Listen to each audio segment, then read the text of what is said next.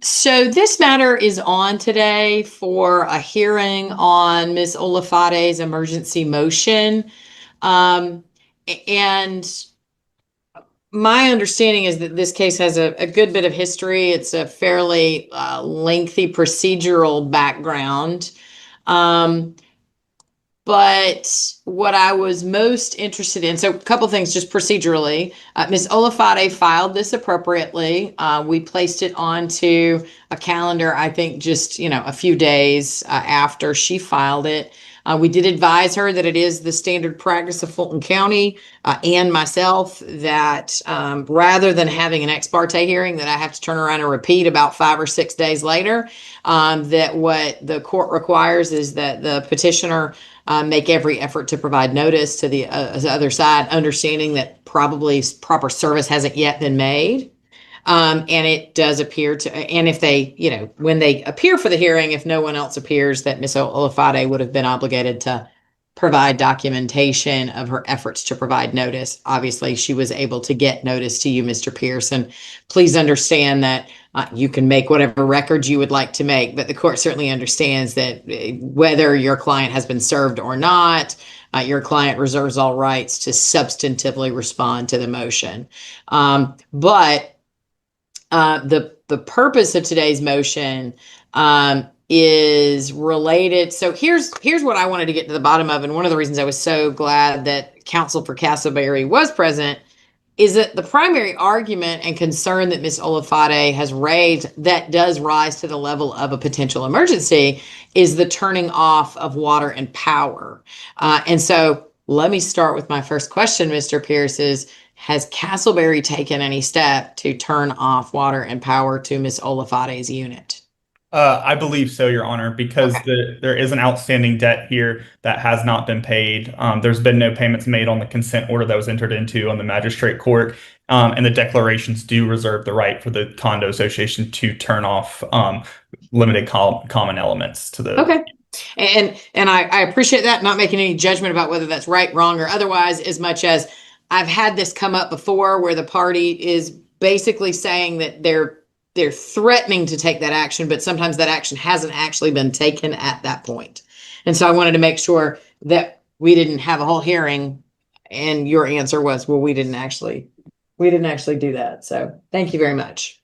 Yeah. Okay. So, Miss Olafade, if you would like, so one more thing before I hand it over to you, and that is, I am in the middle of a motion for new trial hearing. I had set aside about 20 to 30 minutes for this hearing.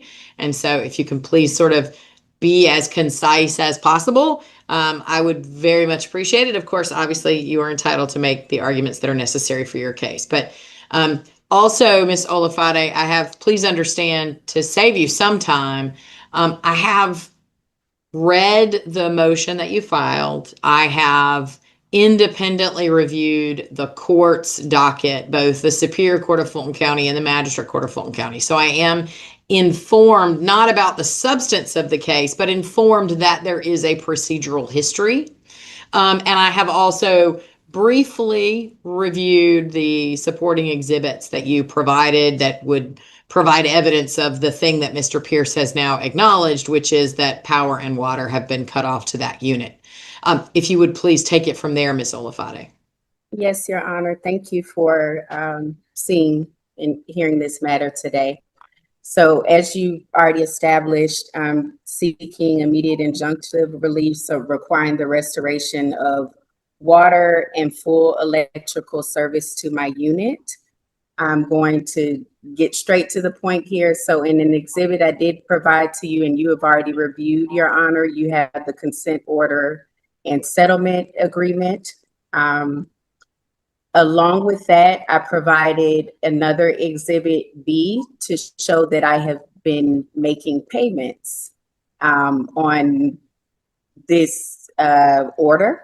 I've made a total of $4,650 worth of payments. I made the lump sum payment that was required after the hearing. As soon as I signed the agreement, I made a payment, and I have been making payments And to date, I'm at $4,650 that has been made against this order.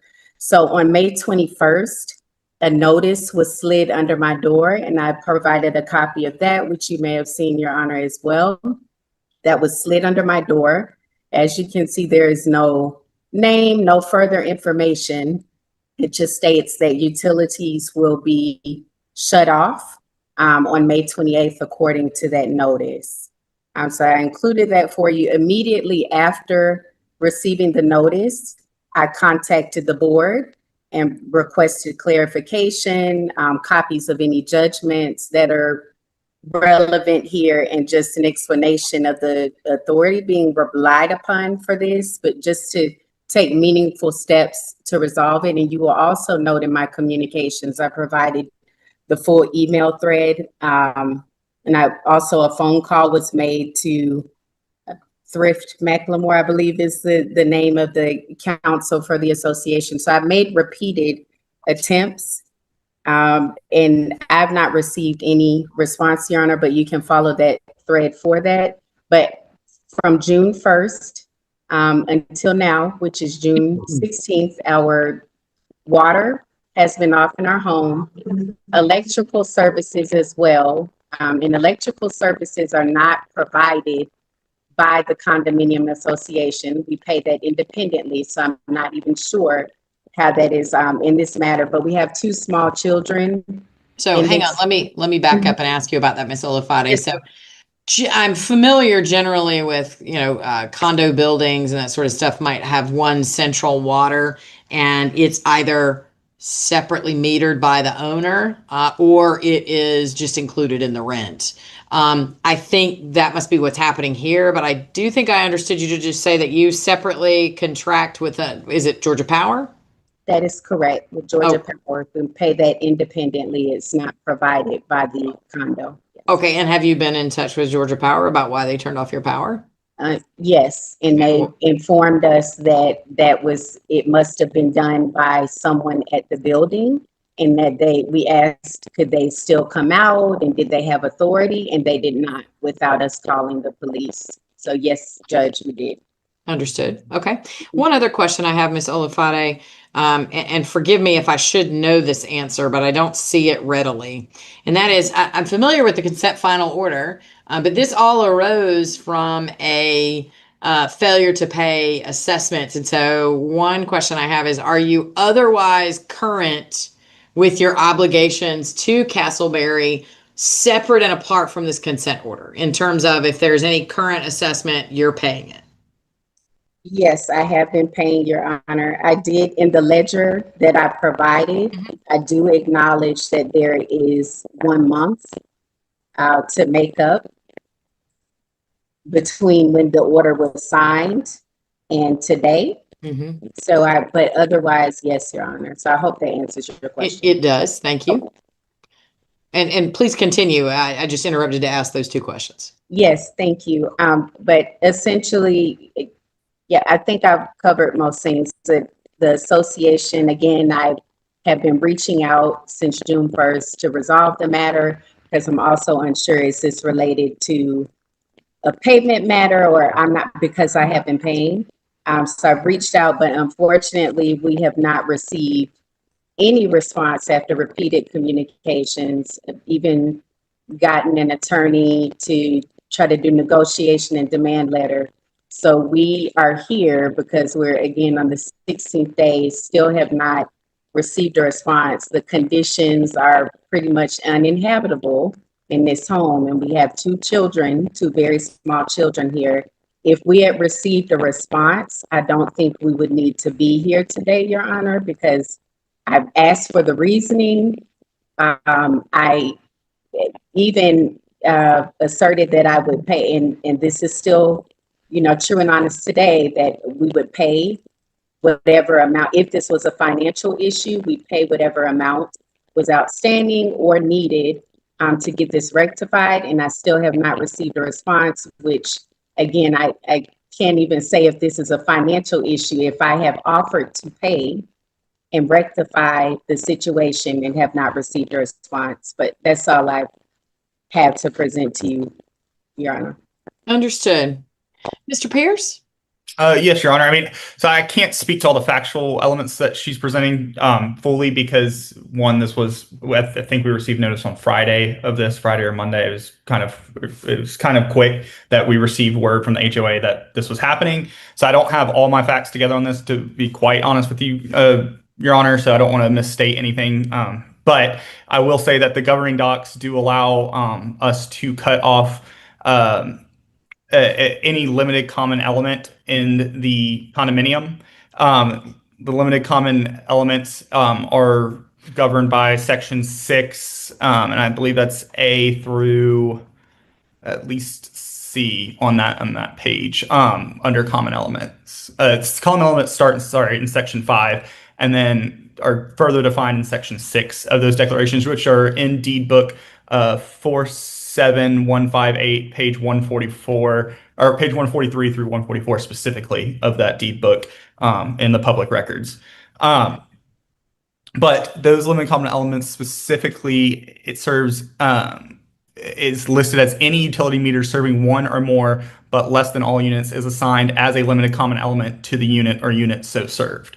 So that specific language reserves the HOA's right to cut off limited common element in the situation where a $750 or more is owed to the HOA.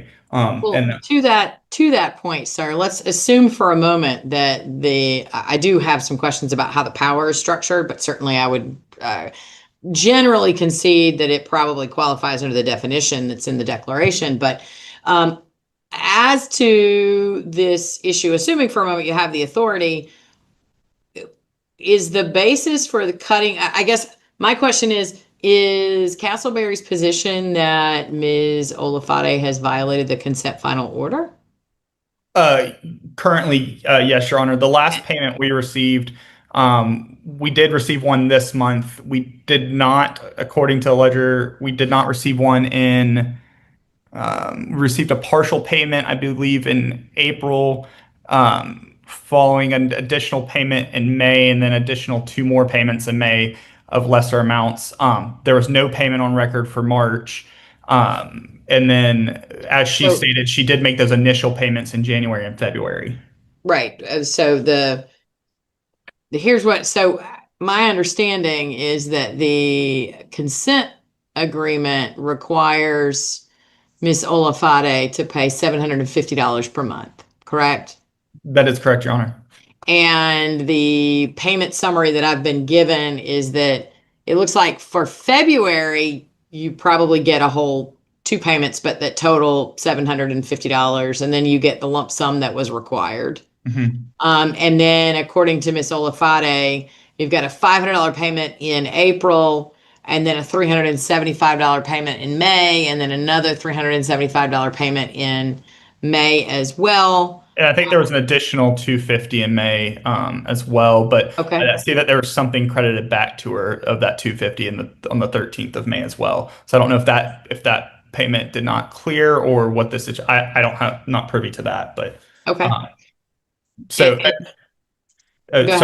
So I mean, right now our position is that she's $1,000 behind in payments, roughly, based on the $250 being taken back and the $750 missed in March. Okay. Tell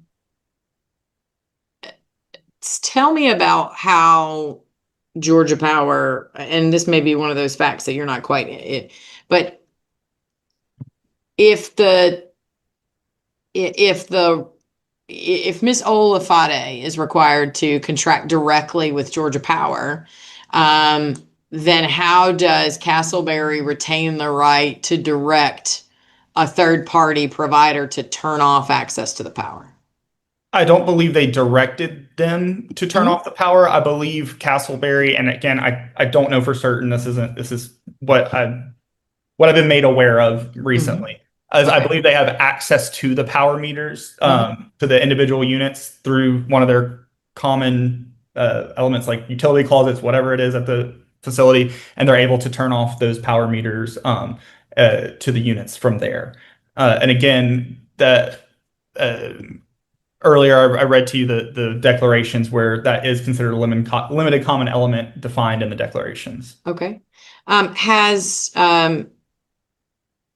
have Mr. Pierce, I understand, especially with this type of practice, that it's it is hard. I mean, you are getting up to speed very quickly on something at sort of the last minute, and this may not be a case that you've been involved in from day one or were involved in the underlying actions. But I guess one question I have is, have you had a chance to talk with Miss Olafade or anyone from your firm or from the COA to speak with Miss Olafade regarding y'all's ability to work something out? Because as I understand it, while Ms. Olafade is in fact behind, she is attempting to make payments, and otherwise, I think while making payments has some right of presence under the declaration. And so I'm just trying to figure out if she's allowed to be there. I'm not saying I'm ruling that, but if let's assume for a moment that factually and legally she has some right to be present, albeit perhaps without power and water, if there's some way for us to work this out so that you don't have a situation where small children are doing without power and water. Well, what are your thoughts on that, Mr. Pierce? Have you had a chance to speak with Ms. Olafade? Are you authorized to speak with her? I personally haven't had a chance. So the individuals that are on this that are representatives of Castleberry are Mark Buckland and Rushil Chandra from my office. Mhm. They are more transactional HOA representatives rather than litigators. So Yes, they sir. asked me to make an appearance at the TPO hearing today. So I haven't been privy to all the communications here. I do know that what she did state was factually correct in that she did follow up with the board, and I do believe Mark Buckland, who's the partner on this one, back in the beginning of June. That was the last that I recall. I don't know to the extent that the board authorized communications for Mr. Buckland to respond to her accordingly. As with this HOA in particular, they're concerned about their costs, obviously with attorney's fees and assessing attorney's fees on their owners. So we do our due diligence there to make sure that they want us to respond and want us to be active on a particular situation. So I'm not privy to if there was a response after from the board on June 1st or not. I don't believe a response from my office was given after June 1st. Okay. Are you authorized or in a position to speak with Ms. Olafade regarding the possibility of resolving this matter in some method that would allow Ms. Olafade to have a restoration of her power and water and would allow Castleberry to get something towards its interests? Or is Castleberry taking the position that the consent order is totally out the window now because of the underpayments? No, Your Honor, I believe we're still willing to adhere to the consent order. I believe what they're asking is at least a partial payment by Friday of this week of the 750, which would be 375. And I think we can agree to turn on utilities by end of day tomorrow.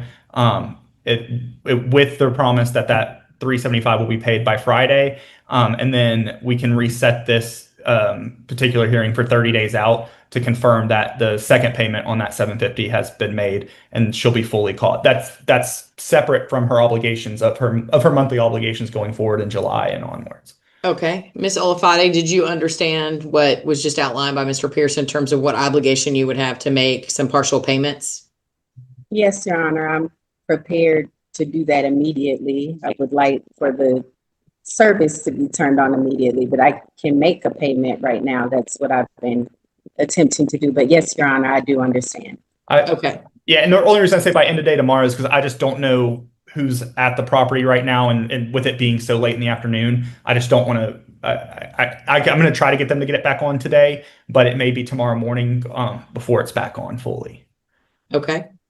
And Mr. Pierce, for my benefit and Ms. Olafade's, if you would restate the specific expectation that Castleberry has in terms of the payments. It sounds like Ms. Olafade may be in a position to just make a 750 payment. I don't know, but I want to be clear that I understand on behalf of Castleberry what payment she's expected to make in exchange for the restoration of her power and water. Yeah, so 375 by end of day this Friday, which would be half of the 750 that's owed. And then the additional 375 that's owed on that 750 by and I believe we'd reset this for 30 days out, Your Honor. Yes. So the additional 375 to be paid by the next hearing or before the next hearing, so that I'd prefer before the next hearing. So maybe like 3 weeks, just so that we can dismiss this case and get it off the judge's docket if that's resolved at that point in time. Okay, so what I'm looking at is that you would be expecting a payment by Friday, which is the 19th. And then what I would likely do is reset this for July the 9th, which is just over 30. Nope, actually it's just under 30 days. I could do it that next week, but that would be a little more difficult. The easier date would be the 9th.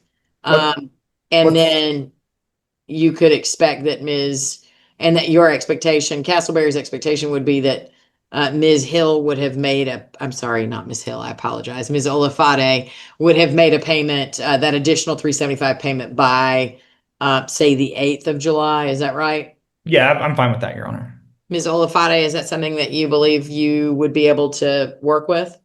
Yes, Your Honor. I would just like to know am I making this on the portal, and who do I need to send the proof to? Because I actually will be doing that momentarily. Mr. Yeah. Pierce? Yeah, you can just send proof of payment to the email to Mr. Buckland and Mr. Chandra. They'll get the email, and I'm going to confirm with them after this hearing everything that's going to take place. You can pay it how you normally been paying. We get those ledgers, so that's perfectly fine. Okay. And Mr. Pierce, just to reiterate, I think I had heard you say that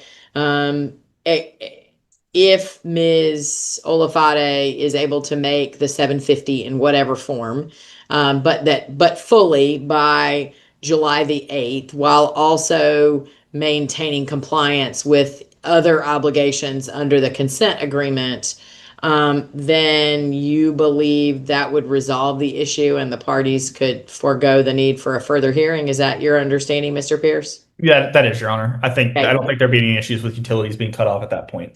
And Ms. Olafade, do you agree? Yes, Your Honor. Thank you. Okay, excellent.